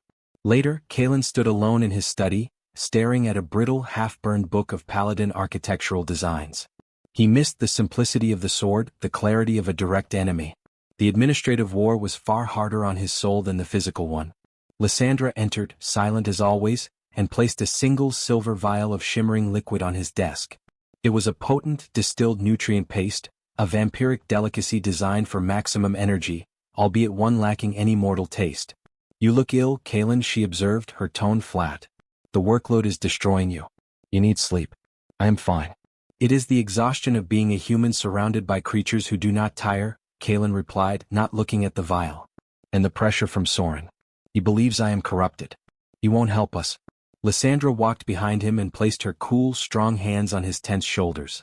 The gesture was rare and non-political, a pure transference of stabilizing energy through the bond. "You are not corrupted," she said, her voice dropping to a low, comforting hum that strangely calmed the chaos in his mind. "You are grounded. Veridian offered eternity, you chose the chaos of mortal governance. Soren's peace was an unreachable ideal of light. Our peace, Kaelen, is a compromise of shadows and dust. It is messy, difficult, and constant. But it is real." She leaned down, her lips brushing his ear. "I felt your frustration today. The sheer weight of running this empire. I understand why my sire preferred constant war. It was easier than maintaining order. But we are not him. We rule together, Paladin. The weight is halved." Kaelen closed his eyes, accepting the quiet, stabilizing energy she was giving him through their shared bond. Their relationship, built on a mountain of deception, was slowly, painfully, becoming an expression of mutual strength. They were no longer just the Warbride and the Paladin. They were the heirs of the dawn, bound together by the scars of peace, facing a future that required both their light and their shadow to survive the quiet war of logistics.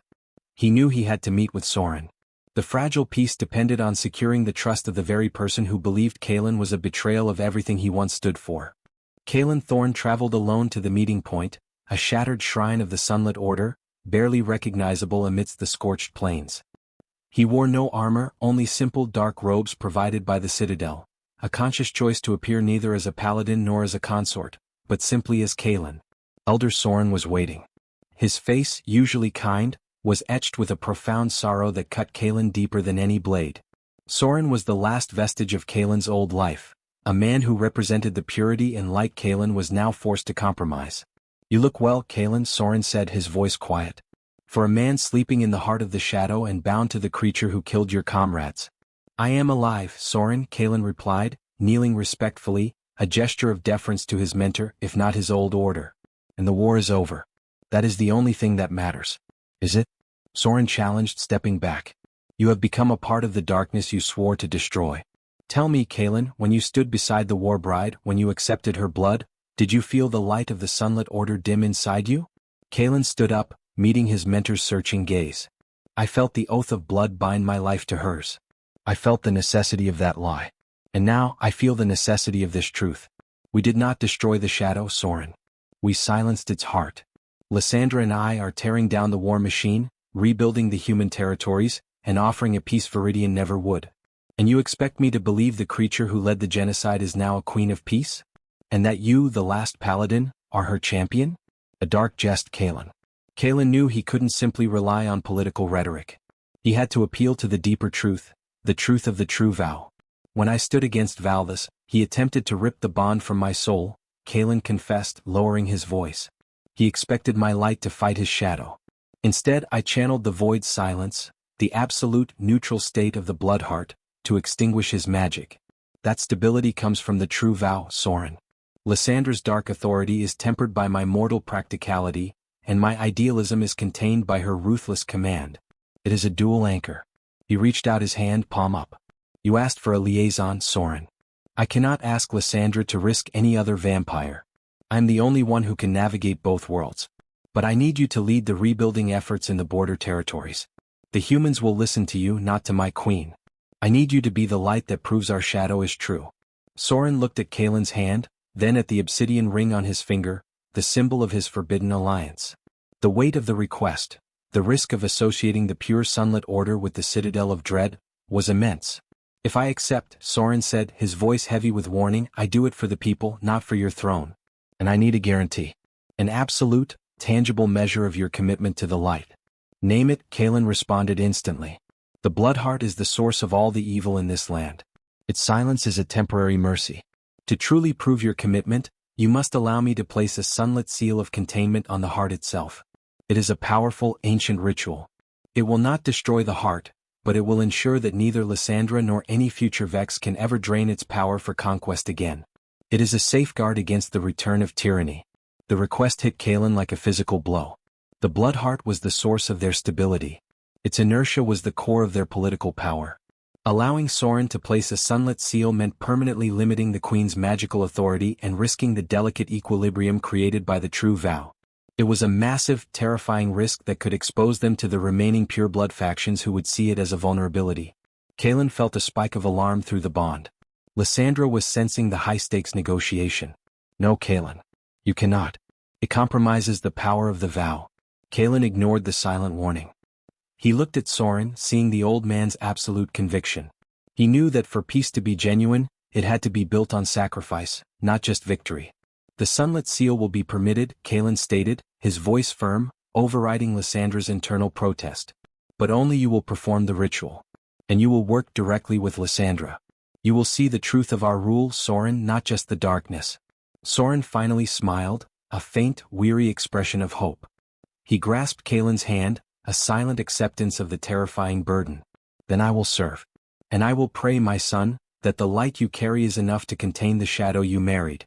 Kaelen returned to the citadel, the weight of his decision heavy on his mind. He found Lysandra waiting for him in their chambers, her wings slightly flared in agitation. "You agreed to the sunlit seal," Lysandra accused, her voice cold and hard. "You risked the entire stability of our reign, Kaelen. That seal will act as a counter-magic. It risks breaking the void silence and exposing us to the remaining purebloods who are watching from the fringes. It risks everything for trust, Lysandra," Kaelen countered, walking towards her. "Without Soren we lose the border territories and the peace fractures. The seal is the price of peace. It proves that we intend to rule justly, not through tyranny. If our bond is as true as you claim, it will withstand the test of the seal." Lysandra stared at him, her red eyes burning with a deep conflict of fury and reluctant admiration. She was a creature of power and command, and the idea of voluntarily giving up an ounce of that power for the sake of abstract trust was anathema to her. Yet she was bound to the man who demanded it. She finally relented, the tension draining from her posture. "Very well, Paladin. But I will be present for every moment of the ritual. And if that seal threatens our bond, I will personally tear it and Soren apart. We rule by the oath of blood, Kaelen. Do not forget that I will protect our union even from your idealism." The agreement was made. Kaelen had secured the light's uneasy truce, but at the cost of deepening the internal friction with his queen. The greatest trial of the heirs of the dawn was not external, but the constant, brutal negotiation between the two worlds now bound by a single vow. The ritual to place the sunlet seal of containment was a study in profound, opposing forces. Deep within the citadel, in the chamber of the inert blood heart, stood Elder Soren, clad in the white and gold remnants of his sunlet robes, radiating a pure, unwavering light.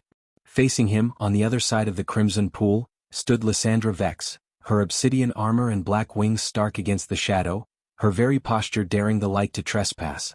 In the center, mediating the two forces, was Kaelen Thorne. He was Soren's apprentice, bound to Lysandra, and now the anchor for both extremes. The air crackled with a silent, volatile tension, far more dangerous than any battle. "The integrity of this chamber is guaranteed by the oath of blood," Soren, Lysandra stated, her voice a low, dangerous warning. "If your magic threatens the void silence, I will intervene." Soren merely nodded, his focus absolute. He began the ancient chant of the sunlit order, his voice resonating with power as he drew upon the faint, distant light of the actual sun, filtered through the shattered citadel. In his hands, a small silver medallion, inscribed with the most sacred runes of the order, began to glow with a fierce, blinding white. As the light grew, Kaelen felt the delicate balance of the void silence start to strain. The neutral field he maintained around the blood heart was stable because the two opposing powers were entirely absent. Soren's pure light was an intrusion, attempting to force the heart into a reaction. The moment Soren raised the glowing medallion and directed the seal's energy towards the inert crystal heart, the true danger was revealed. Kaelen cried out, clutching his chest. The oath of blood transmitted a searing, tearing pain as the light of the seal attempted to purify the bond itself. Lysandra also gasped, her immense concentration momentarily broken. The bond, meant to contain and balance, was violently pulled, forcing the light in Kaelen to repel the shadow in Lysandra and vice versa. "The seal attacks the vow." Lysandra roared, her wings flaring wide, ready to unleash a defense. "Stop, Soren. You compromise the bond." "It is only testing the bond, Warbride." Soren shouted back, his voice straining under the immense magical effort. "If your vow is built on true balance, it will hold. If it is built on deceit, it will break." Kaelen knew Soren was right. The seal was the ultimate test. If their bond was merely a treacherous magical transaction, the purity of the light would shatter it. But if the true vow, the genuine commitment to their shared future, was the anchor, it would endure. "Lysandra, trust the truth," Kaelen yelled, fighting against the centrifugal force tearing at their connection. He fell to his knees, his body racked with spasm, but he focused every fiber of his being, every shard of the void silence he had mastered. He didn't fight the seal, he actively welcomed it. He pushed his own light, the power of the Paladin, out through the bond and into Lysandra, forcing her to accept the light's presence. At the same time he pulled her deep, dark certainty, her primal Vex shadow, into his own core, forcing his mortal being to house the darkness. The counter-effect was instantaneous and agonizingly intimate. Lysandra's body arched, the rush of Kaelen's pure, contained light a shock to her dark physiology. She felt his inherent goodness, his weariness, his resolve, all pouring into her soul. At the same time, Kaelen felt the chilling, immortal power of the shadow rush into him, bringing with it a deep, cold understanding of the Vex line's history and the burden of eternal life. They screamed, a single unified sound of pain and power. The crystal blood heart pulsed violently, but then, under the pressure of the combined light and shadow surging through the true vow, it stabilized again. Soren completed the chant, and the silver medallion soared to the heart. It adhered to the surface not with a blast, but with a final, definite click. A network of white gold runes spread across the black crystal, locking it in place. The sunlet seal of containment was complete. The tearing pain ceased. Kaelen lay on the floor, breathing heavily, feeling profoundly altered. He was weaker yet stronger. Lysandra rushed to his side, her face pale, her red eyes wide with a combination of terror and awe. "It changed us," Lysandra breathed, her voice raw. "I felt your soul, Kaelen. The truth of your light. It is real. And the darkness in me accepted it. And I felt the absolute cold strength of the Vex line," Kaelen replied, slowly rising. "We are bound, Lysandra. The seal didn't break us, it merely refined the vow. Our power is now conditional. We can only channel the silence if both our wills are united in peace. If either of us attempts to use the heart for tyranny, the seal will instantly nullify the power." Soren, leaning on a wall, his face streaming with sweat, nodded weakly. "The vow held, my son. The peace is real. You have paid the highest price for the people's trust." The ritual was successful, but the consequence was that Kaelen and Lysandra were now permanently dependent on their mutual will. Any conflict between them would instantly render their joint rule powerless against outside forces. Their greatest challenge immediately materialized. As they exited the Bloodheart chamber, a panicked messenger drow ran up to Lysandra. "My queen. An emergency dispatch from the southern border. A new army has attacked the border territories. They bear the crest of the Black Iron Horde. General Ilara's forces are retreating. They demand the handover of the Citadel's command, or they will exterminate the remaining human populace." The quiet war was over. The peace they had purchased with their blood and their bond was threatened by a new external enemy. The sunlet seal ensured they could not resort to tyranny, but it also meant they had to face this new horde with limited, conditional power, relying entirely on the fragile trust they had just forged. They were rulers without an army, facing a foe whose brutality matched Veridian's at his worst.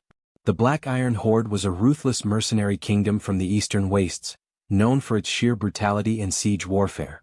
Their sudden, aggressive push into the border territories was a direct challenge to the fragile peace established by the Heirs of the Dawn. Their goal was clear: exploit the power vacuum created by Veridian Vex's downfall and seize the Citadel's resources. Lysandra Vex and Kaelen Thorne immediately assembled their war council. It was a bizarre gathering in the Citadel's command room. The stoic vampire queen, the pragmatic paladin consort, the newly secured elder Soren, and Lady Ilara, holographically projected from the retreating human fortress. "They are using siege cannons and elemental shock troops," Ilara reported, her face grim. "My forces are too few and lack the heavy armor to withstand their advance. If they take the western pass, they will reach the agricultural heartland in 3 days." "Their strategy is sound," Lysandra conceded, her immense knowledge of warfare instantly dissecting the threat. "They seek a quick, decisive victory to demoralize the region. We must deny them the pass. General Zarek's remaining legions are few, but they are disciplined. They will form the vanguard." "Wait," Kaelen intervened, his hand resting on the map. "Sending Zarek's vampires into a head-on battle with their artillery is a suicide mission. They will be decimated, and the Black Iron Horde will only grow stronger. We cannot afford that loss, political or military." "We cannot afford to lose the pass," Consort Thorne, Lysandra replied, a flash of her old ruthless general persona returning. "A quick victory is all that matters." Kaelen felt a flare of conflict through the oath of blood, not of malice, but of fundamental disagreement on military philosophy. The difference between the mortal's focus on preservation and the immortal's focus on swift dominance was stark. He instinctively reached for the void silence, but the sunlet seal immediately checked his power. The stability of the Bloodheart would only support actions taken in mutual consensus, not actions driven by internal conflict. Their powers were effectively nullified until they agreed. Lysandra felt the sudden dampening of her magical authority and realized Kaelen was deliberately challenging her command, relying on the seal's safeguard. Her eyes narrowed, but she recognized the necessity of consensus. "Explain your alternative, Paladin," she commanded, her voice tight. "We use a combined ambush," Kaelen explained, tracing a route through the treacherous northern canyons. "Zarek's legions do not fight a frontal battle. They lead the horde into the canyons. General Ilara's forces, who know the terrain, will launch a surprise attack from the high ground, collapsing the canyon exits. They will be trapped, not destroyed." "A beautiful maneuver," Lysandra admitted, a genuine spark of respect in her eyes. "But it requires absolute trust between the human and the vampire forces. Something that does not exist." "Then we forge it," Soren interjected, his gaze firm. "I will go to the pass with Zarek's legion. My presence, and my guarantee of the sunlet seal's authority, We'll ensure Ilara's forces cooperate. She trusts me. It was a massive risk, putting the last pureblood paladin at the head of a vampire army, mediating a human ambush. But it was their only chance. Agreed, Lysandra said, bowing her head slightly to Kaelen and Soren. The need for survival had forced the queen to accept the counsel of both her human consort and the paladin elder. That evening, as Zarek's forces prepared to march, Kaelen found Lysandra overseeing the final preparations. Her movements were sharp and efficient, but he sensed a deep-seated anxiety through the bond. "You are worried for Soren," Kaelen stated, walking up to her.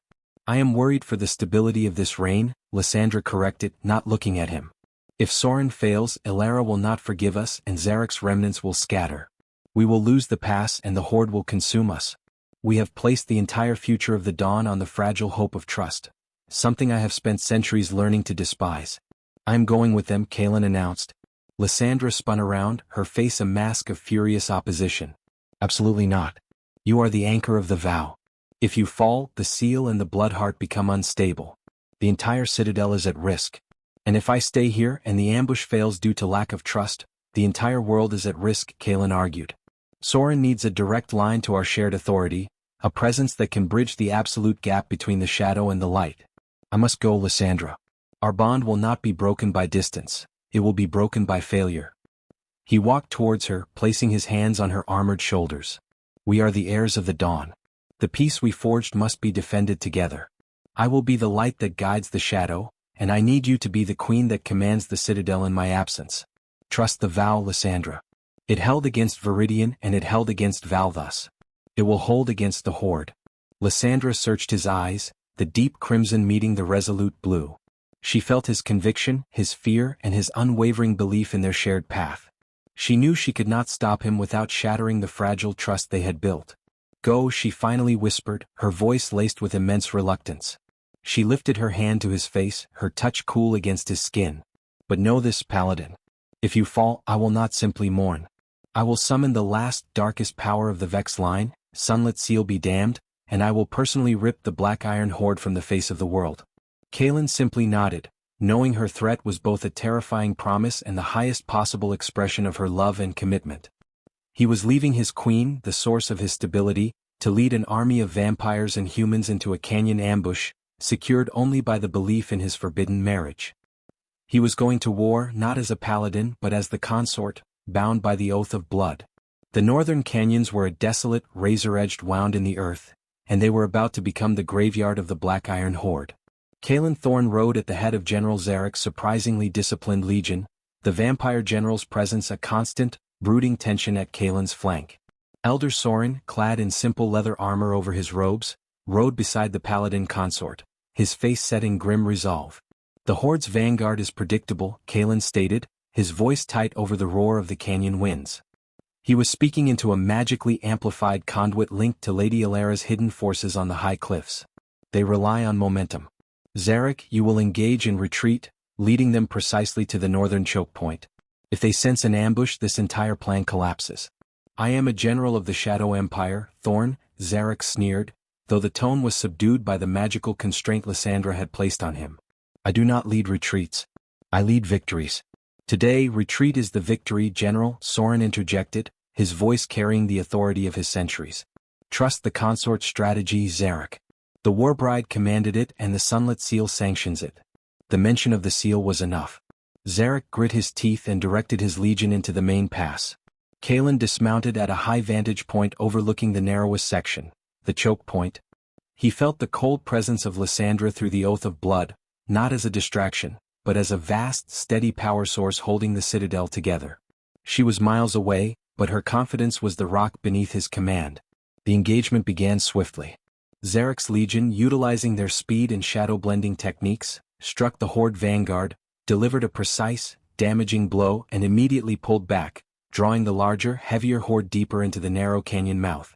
The Horde's general, a massive, scarred warrior named Kar, swallowed the bait instantly, believing the vampire forces were terrified and broken.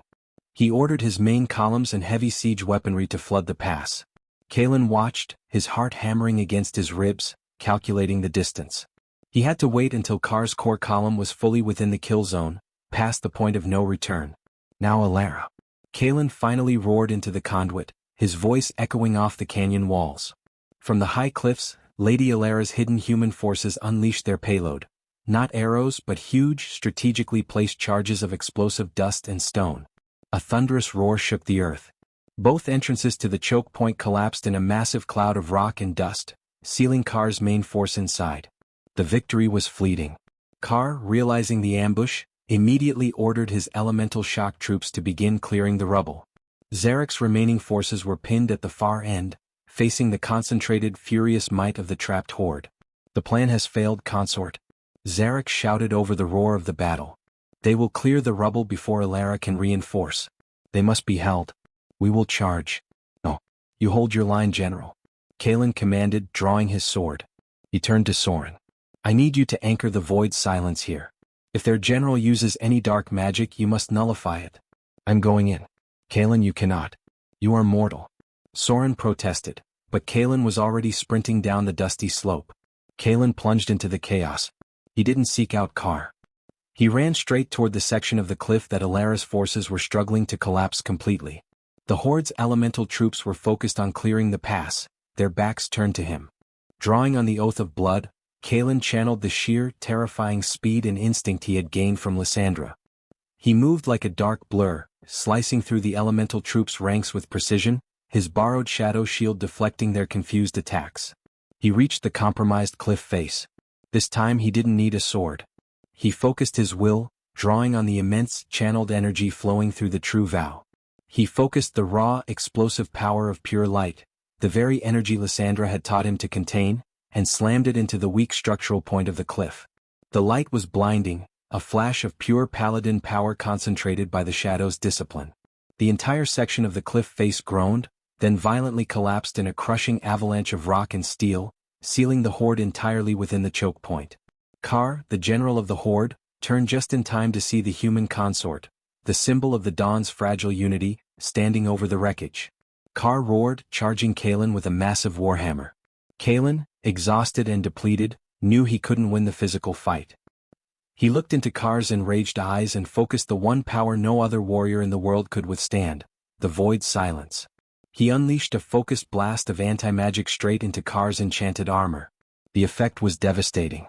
Kar's armor instantly lost its magic, his strength evaporated, and his enchanted hammer felt suddenly like raw stone. The Horde general collapsed, physically overwhelmed by the sudden neutralization of all his sustaining dark energy. Kaelen stood over the defeated general, his breath coming in ragged gasps. He had won not by light nor by shadow but by the complex, devastating power of the true vow. When Alara's forces finally made it down and Kaelen presented Kar as a prisoner, the impact on the human general was immense. You risked your life for the ambush, Alara stated, her voice quiet with reluctant respect. And you fought alongside the vampires, Kaelen. This peace, it is not the peace we expected.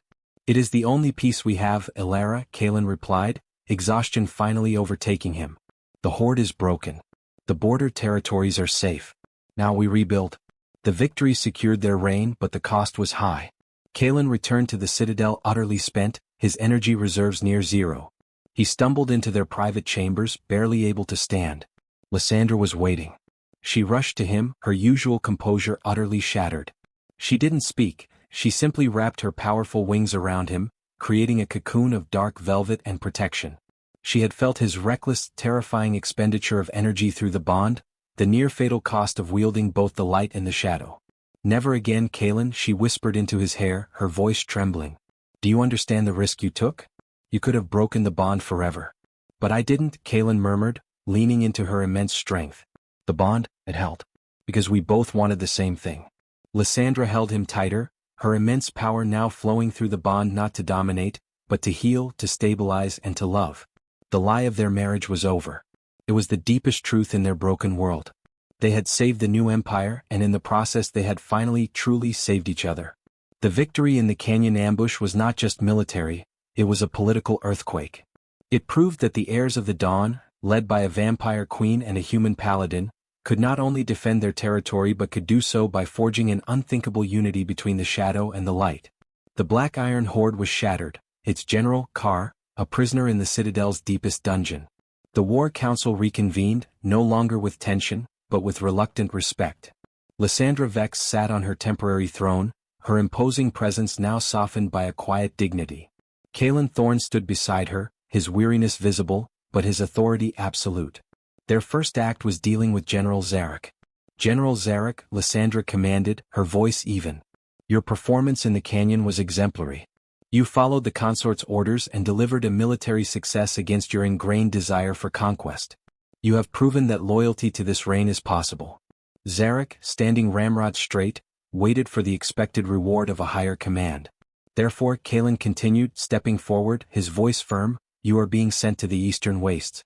You will lead the dismantled remnants of the Black Iron Horde into reconstruction efforts. You will build roads, secure water sources and establish trade routes.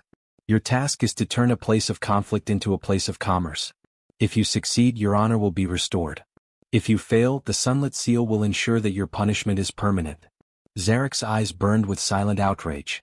It was a sentence of enforced, tedious peace, a vampire's worst nightmare. But he recognized the finality of the command and the impossibility of defiance.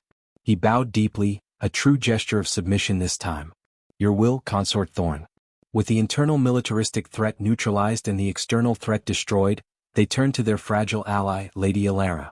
General Ilara, Lysandra addressed the shimmering projection. Your forces performed with excellence. The border territories are secure. The terms of the peace are now open for revision. We offer full, unconditional autonomy and a mutual defense pact. You will not pay tribute, you will simply be our sovereign ally. Ilara stared at the Queen, then at Kaelen, the offer so generous it was stunning.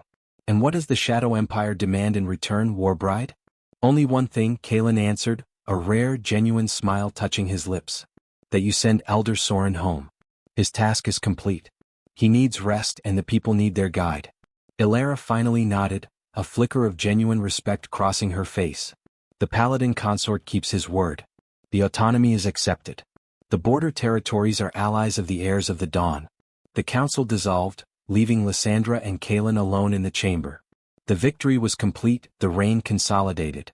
But the deepest truth of their union remained. Lysandra walked over to the massive window looking out over the citadel. She had won the war, secured her freedom, and established a stable reign. Yet, she felt a quiet, persistent emptiness, the void that had always defined the ancient Vex line. Kaelen walked up behind her, placing his hands gently on her immense, dark wings, which were now fully healed. He was no longer afraid of the darkness, he simply understood it. Why are you quiet, Lysandra? Kaelen asked, his voice soft. We have won. The realm is ours.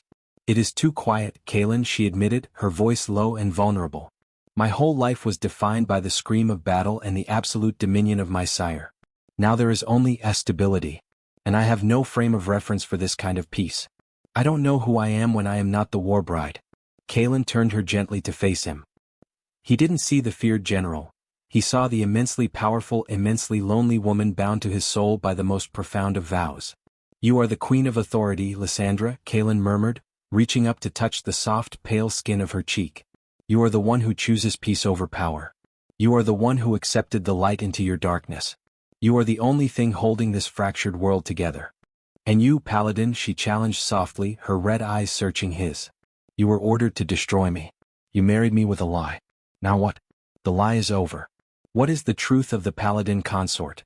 The truth is the oath of blood, Kaelen confessed, finally allowing his own buried emotions to surface. It started as a political necessity, a chain of survival. But the bond did not break my allegiance to the light, it showed me where the light truly needed to be. I don't love the Shadow Empire, Lysandra.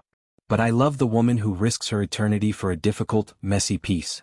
Lysandra leaned into his touch, her immense presence folding around him. The emotional honesty, the true surrender of the Paladin to the Warbride, was the final fulfillment of their vow. The political marriage was now an unconditional commitment. Then the true reign is not about thrones or titles, Consort Thorne, Lysandra decided, a final, beautiful gravity in her voice. It is about the two of us. The sun and the shadow, forging a single, terrifying future together. She leaned in and finally truly kissed him. It was not a kiss of passion, but a kiss of absolute union, cold strength meeting warm resolve, a silent acknowledgement that the lie which began their journey was now the sacred truth of their unbreakable bond. Years passed under the rule of the heirs of the dawn. The citadel of dread was slowly transformed. The obsidian walls remained, but they were no longer monuments to fear. They housed libraries, universities of cross-cultural study, and the new seat of the Alliance. General Zarek, to his own bitter astonishment, succeeded in his task, establishing a stable trade network in the eastern wastes. The border territories flourished under Lady Alara's pragmatic leadership, secured by the Mutual Defense Pact. Elder Soren returned to the Sunlet Shrine, a trusted advisor to the ruling couple, a living bridge between the two realms. The Bloodheart remained silent, secured by the Sunlet Seal and anchored by the True Vow. Lysandra and Kaelen, the Queen of Authority and the Consort of Silence, became a legend in their own time. They ruled not by tyranny, but by the complex, often challenging necessity of their bond. Any disagreement, any divergence in their moral or political compass, instantly dampened their joint magical power, forcing them back into consensus. Their reign was a constant, difficult negotiation, the ultimate expression of power rooted in compromise. They stood, one evening, on the ramparts of the citadel, watching the twilight. The twin moons were rising, but they were no longer blood-red. They glowed with a soft, ethereal silver, signifying the new era of stability. "The lie of the marriage is well and truly forgotten," Kaelen, Lysandra observed, her hand laced through his. She was no longer wearing heavy armor, but simple, elegant robes, her wings folded peacefully. They believed the oath of blood was an ancient rite of love, not a tool of treason. "Perhaps it always was, Lysandra," Kaelen replied, turning to face her. The obsidian ring on his finger had worn smooth, a part of his own flesh now. "The lie of our start was simply a difficult path to our truth. We were ordered to be enemies, but we were bound to be partners. And if the Shadow Empire rises again?" Lysandra challenged, a familiar ancient spark in her eyes. "If tyranny returns?" Kaelen smiled, leaning in to kiss the brow of the woman who was his anchor, his queen, and his heart. "Then we will defeat it. Because the Paladin who was ordered to kill you, Warbride, instead married you. And the two of us are the only force strong enough to hold the dawn." Their shared life, built on the biggest lie in history, was now the most profound truth in the world. The heirs of the dawn reigned, not forever, but for as long as their forbidden, unbreakable vow endured.